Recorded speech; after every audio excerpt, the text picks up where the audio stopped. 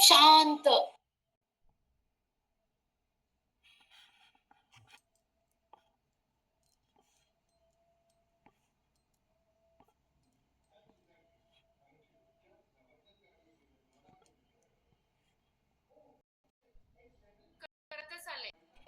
वेगवेगळे कोर्स करते आहे, रिपीट करते आहे.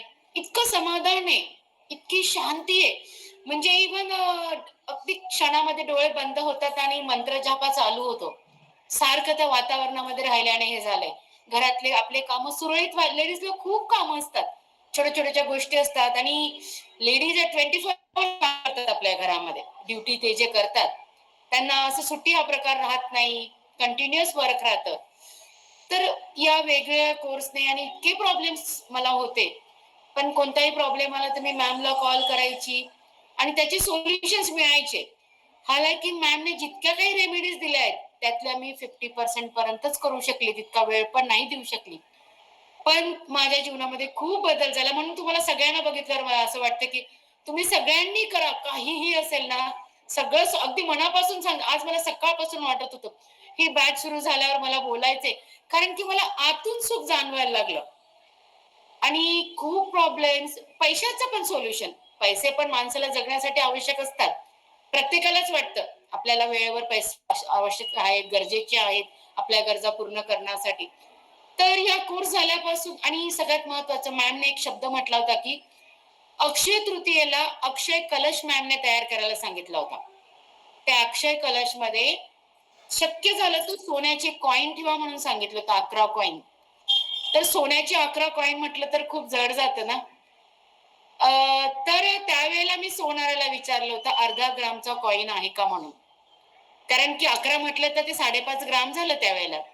आणि मी कसं तरी करून मॅमने सांगितलेल्या मुहूर्तामध्ये तो कलश मी पूर्ण केला होता. आणि अजून पुढची अक्षय तृतीया आलेली नाही. अजून 3 महिने आहेत जवळपास.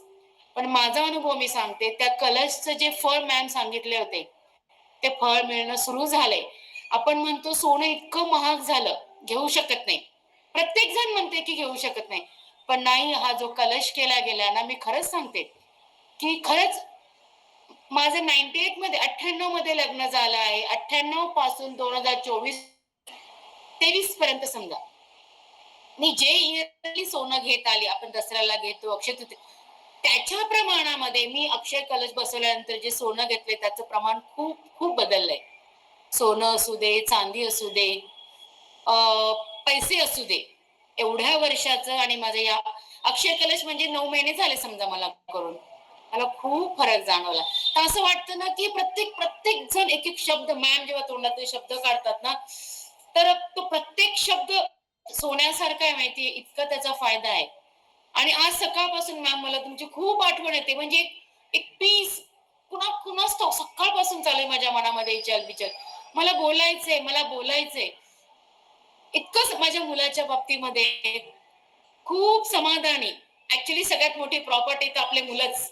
बाकी काहीच नाही. सगळ्यात माझं तरी तेच मत आहे, की आपली मुलं ते व्यवस्थित असले, योग्य वळणावर ते राहिले, तर आपलं म्हातारपणही चांगलं जातं आणि आपणही तितकंच आनंदी शांततेने जातो जे काय असतो ते.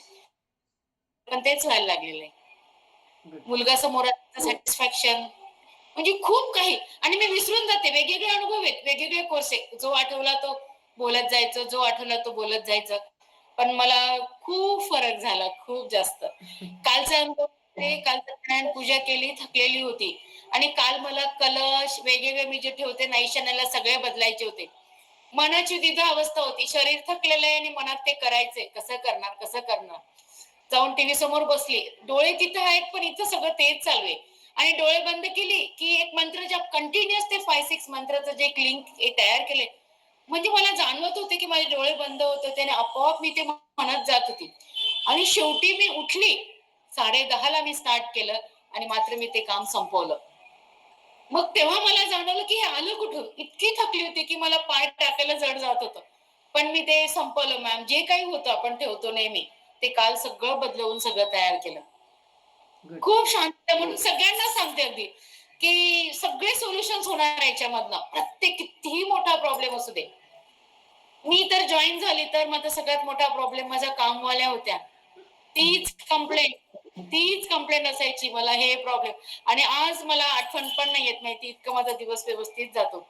म्हणजे स्ट्रेस लेवल त्याच्याने कमी झाले. नाही तर उठल्यापासून घड्याळाचा काटा, टाइम झाला, काम, तिच्याशी तो बोलणं, तो आर्ग्युमेंट हा प्रकार नाहीच नाही. आणि मेन म्हणजे जे 7 चक्रास केलं गेलं ना, जे हार्टवर केलं जातं, मला इतकं जाणवलंय. मी कुणाशी बोलताना माझे जे शब्द आहेत खूप बदललेत, खूप बदललेत शब्द. गुड. खूप दिली जाते. नाही, तुझं तू कम्प्लीट कर. खूप छान जे जे सांगितलं गेलं, खूप सुंदर. आणि मॅम तुम्ही जे सांगतात ना, ऍक्च्युली मी फक्त जे प्रेझेंट तुमच्या समोर राहते मॅम, माझं खूप कमी असतं. पण तरी इतके छान रिझल्ट आहेत. जर तुम्ही दिलेला शब्द पाळला गेला तर मिरॅकल्स, रोजच्या रोज मिरॅकल्स होणार आहेत. पितृपक्षामध्ये मॅमने जे सांगितलं होते, मी 15 दिवस, पहिल्यांदा माझ्या आयुष्यात मी 15 दिवस पित्रांचं केलं. रोज मी मॅम जे सांगितलं होतं ते जाऊन मी रोज त्या झाडाखाली ठेवलं केलं. पण त्याच्यानंतर एक एक वेगळी शांतता मिळाली. तर तेव्हा पटलं की हो, खरंच पित्र असतात आणि ते शांत झालं तर आपलं आयुष्य खरंच छान होतं. हे मला त्या 15 दिवसानंतर खरंच आलं. आणि तुम्हाला समजलं.